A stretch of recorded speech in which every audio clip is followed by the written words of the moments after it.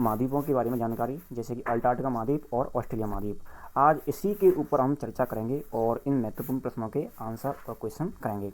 तो हम बात करते हैं प्रश्न नंबर 1 की। तो प्रश्न नंबर 1 है हमारे पास। प्रश्न नंबर 1, क्षेत्रफल के आधार पर विश्व का सबसे छोटा महाद्वीप कौन सा है? तो क्षेत्रफल के आधार पर विश्व का सबसे छोटे महाद्वीप की बात करें तो सबसे छोटा महाद्वीप है ऑस्ट्रेलिया महाद्वीप। ऑस्ट्रेलिया महाद्वीप विश्व का सबसे छोटा महाद्वीप है। अब इसको थोड़ा समझ लेते हैं विश्व के। तो ऑस्ट्रेलिया विश्व का सबसे छोटा महाद्वीप है और इसे द्वीपीय महाद्वीप भी कहा जाता है, 2 द्वीपों का महाद्वीप भी इसको कहा जाता है। अब समझते हैं अगले प्रश्न पर। प्रश्न नंबर 2 की बात करेंगे। प्रश्न नंबर 2, कौन सा महाद्वीप निर्जन महाद्वीप के रूप में जाना जाता है? क्योंकि वहाँ कोई स्थायी आबादी नहीं है। तो निर्जन महाद्वीप के नाम से जाना जाने वाला जो महाद्वीप है उसका नाम है अंटार्कटिका महाद्वीप। अंटार्कटिका महाद्वीप को निर्जन महाद्वीप कहते हैं क्योंकि यहाँ पर कोई मानव बस्ती नहीं है और इस महाद्वीप को केवल खोज के लिए, विज्ञान के लिए समर्पित किया गया है। इसलिए यहाँ पर रिसर्च होती हैं और यहाँ पर कोई मानव बस्ती नहीं है, इसलिए इस महाद्वीप को निर्जन महाद्वीप के रूप में जाना जाता है।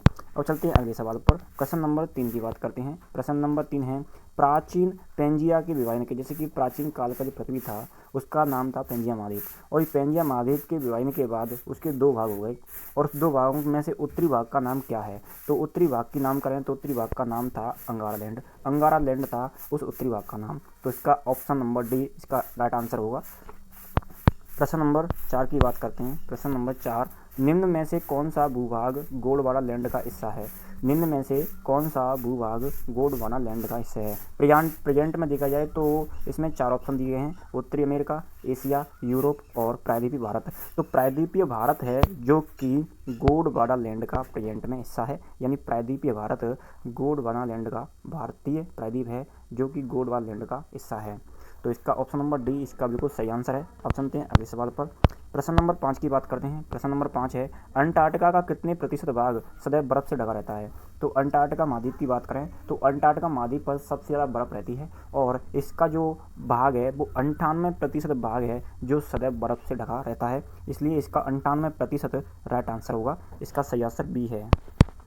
अब समझते हैं प्रश्न नंबर 6 की। तो प्रश्न नंबर 6 की बात करते हैं। अंटार्कटिका का कौन सा विशिष्ट क्षेत्र बर्फ से मुक्त रहता है? यानी अंटार्कटिका महाद्वीप है जिसका कौन सा भाग है जो कि जिस पर बर्फ नहीं रहती, यानी बर्फ नहीं रहती। तो अंटार्कटिका 2% भाग है जो कि बर्फ से ढका नहीं रहता है। तो इस महाद्वीप की बात करें तो वह इसका जो भाग है वो है पामर प्रायद्वीप। पामर प्रायद्वीप है जो कि बर्फ़ से मुक्त रहता है, इसके ऊपर कोई बर्फ़ नहीं रहती। तो इस प्रकार देखा जाए तो बर्फ़ से मुक्त रहने वाला वह पामर प्रायद्वीप। पामर प्रायद्वीप इसका राइट आंसर होगा। ऑप्शन नंबर सी इसका सही है। अब समझते हैं प्रश्न नंबर 7 की करते हैं बात। और प्रश्न नंबर 7 है, 1773 में अंटार्कटिका की खोज का पहला प्रयास किसने किया था? तो 1773 ईस्वी में अंटार्कटिका की खोज का पहला प्रयास किस व्यक्ति ने किया था? तो अगर बात करें तो उस व्यक्ति के बारे में तो उस व्यक्ति ने वहाँ पर जाने का प्रयास किया था लेकिन उसकी भूमि पर कदम नहीं रख सका था, इसलिए उस व्यक्ति का नाम था captain James cook. Captain James cook थे जिन्होंने अंटार्कटिका की खोज करने का पहला प्रयास किया था लेकिन वो वहाँ तक पहुँच नहीं सके थे, इसलिए इसका सही आंसर है option number B right answer होगा। अब समझते हैं प्रश्न नंबर 8 की। प्रश्न नंबर 8 है, 1820 में अंटार्कटिका की मुख्य भूमि पर कदम रखने वाला पहला व्यक्ति कौन था? यानी अंटार्कटिका महाद्वीप था जिसकी भूमि पर कदम रखने वाले पहले व्यक्ति के नाम की बात करें तो उस पहले व्यक्ति का नाम था फेबियन विलियम शासेन। फेबियन विलियम शासेन थे जो कि ये व्यक्ति थे। तो उस व्यक्ति का नाम था फेबियन विलियम शासेन। फेबियन विलियम शासेन थे जिन्होंने अंटार्कटिका महाद्वीप की जमीन पर सबसे पहला कदम रखा था। तो इस प्रकार इसका डी आंसर करेक्ट होगा।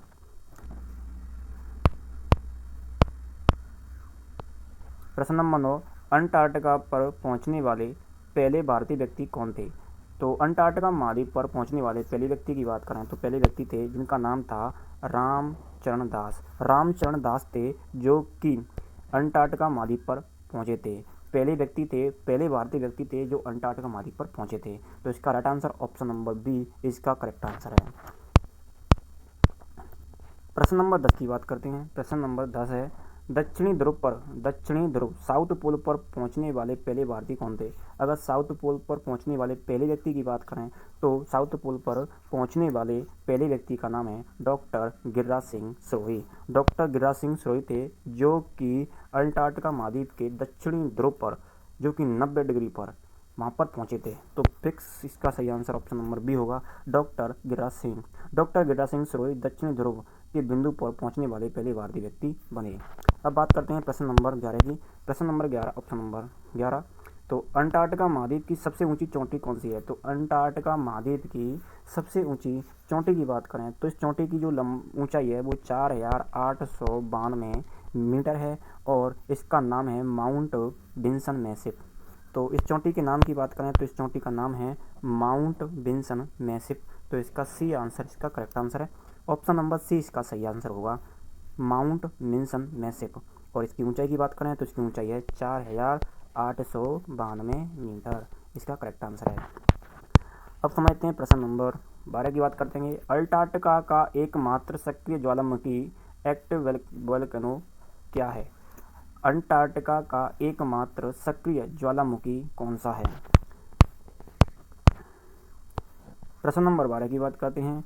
अंटार्कटिका का एकमात्र सक्रिय ज्वालामुखी कौन सा है? तो अंटार्कटिका का एकमात्र सक्रिय ज्वालामुखी की बात करेंगे तो ये सक्रिय ज्वालामुखी का नाम है माउंट इरेबस। इसका सही आंसर है माउंट इरेबस है, जिसका सही आंसर ऑप्शन नंबर बी, इसका करेक्ट आंसर है।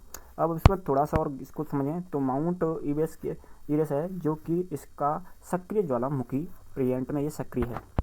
अब बात करते हैं प्रश्न नंबर 13 की। प्रश्न नंबर 13, भारत ने अपना पहला अंटार्कटिका अनुसंधान केंद्र दक्षिणी गंगोत्री कब स्थापित किया था? प्रश्न में पूछ रहा है कि भारत का पहला अंटार्कटिका अनुसंधान केंद्र दक्षिणी गंगोत्री कब स्थापित किया था, किस साल में स्थापित किया था? तो अगर इसके सही आंसर की बात करें तो इसका सही आंसर हुआ ऑप्शन नंबर सी, इसका राइट आंसर है 1983 और 1984 में इसको स्थापित किया गया था और यह भारत का पहला अंटार्कटिका अनुसंधान केंद्र था।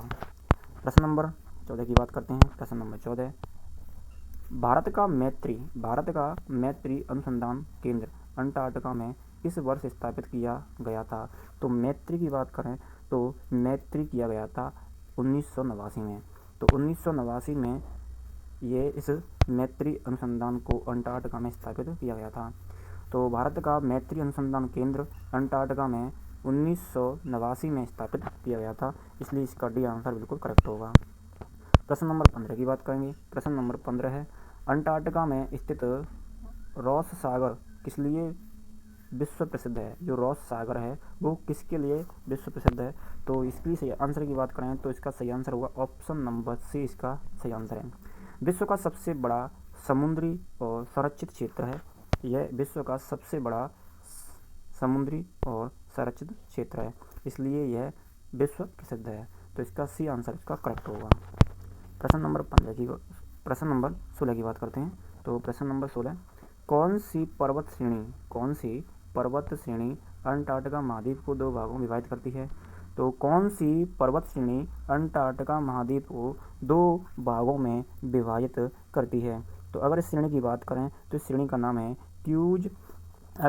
अगर हम श्रेणी की बात करें तो इस श्रेणी का नाम है क्यून मॉड रेंज, जो कि अंटार्कटिका महाद्वीप को दो समान भागों में विभाजित करती है। तो इसलिए इसका बी आंसर करेक्ट होगा।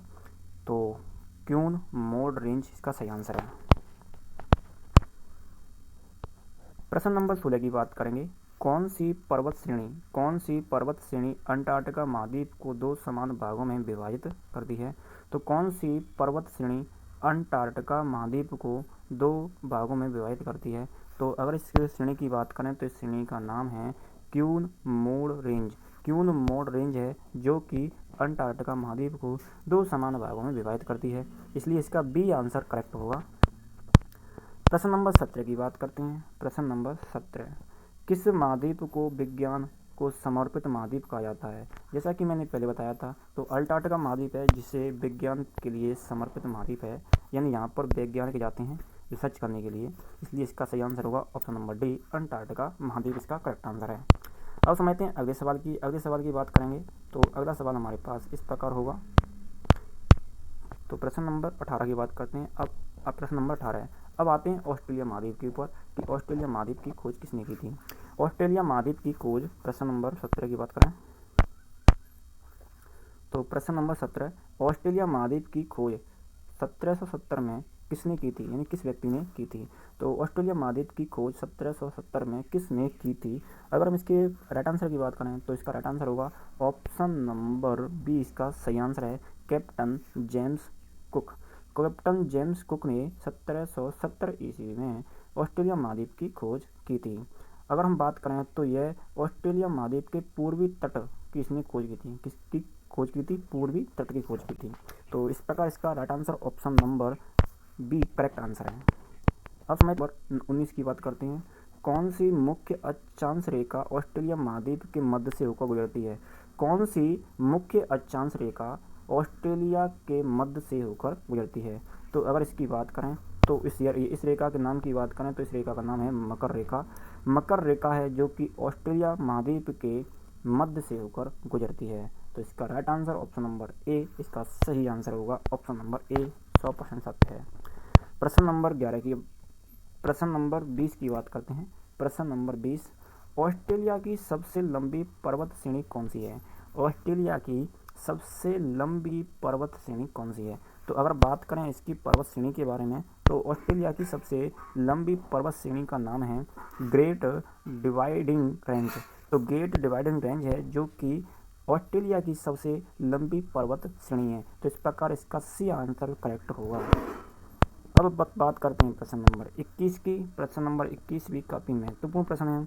ऑस्ट्रेलिया का सर्वोच्च शिखर माउंट कॉसिआस्को किस पर्वत श्रेणी में है, यानी माउंट कॉसिआस्को किस पर्वत श्रेणी में स्थित है। तो अगर इसकी बात करें तो यह ग्रेट डिवाइडिंग रेंज की श्रेणी में स्थित है, यानी सी इसका करेक्ट आंसर होगा। ऑप्शन नंबर सी इसका राइट आंसर है। प्रश्न नंबर 22 की बात करते हैं। प्रश्न नंबर 22 है हमारे पास, ऑस्ट्रेलिया की सबसे महत्वपूर्ण नदी प्रणाली कौन सी है। ऑस्ट्रेलिया की सबसे महत्वपूर्ण नदी प्रणाली कौन सी है। तो अगर बात करें तो इस नदी की जो प्रणाली है उसको कहते हैं मरे डार्लिंग।